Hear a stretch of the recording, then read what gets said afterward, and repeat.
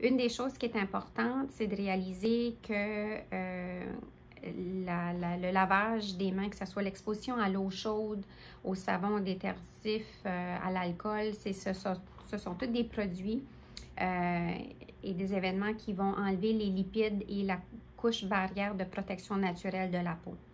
Donc, c'est important de compenser cet effet-là avec l'utilisation fréquente et régulière de crèmes hydratantes. Quoi chercher quand on cherche à s'équiper, à s'outiller de bonnes crèmes hydratantes? On peut vérifier avec son pharmacien si on a la possibilité de sortir et se rendre en pharmacie. Idéalement, on aime d'avoir une crème à base de glycérine ou de beurre de karité et même de diméthicone, qui est un silicone qui a une propriété protectrice.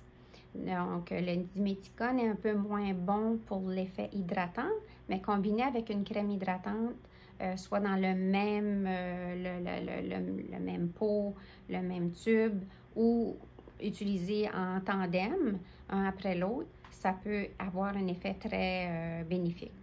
Donc, on veut une crème hydratante, on veut l'appliquer souvent, on veut peut-être en avoir différents types, à différents endroits dans notre maison, dans notre environnement de travail pour s'assurer la répétition de l'application de la crème hydratante. On favorise plus une crème qui est habituellement plus riche qu'un lait ou une lotion.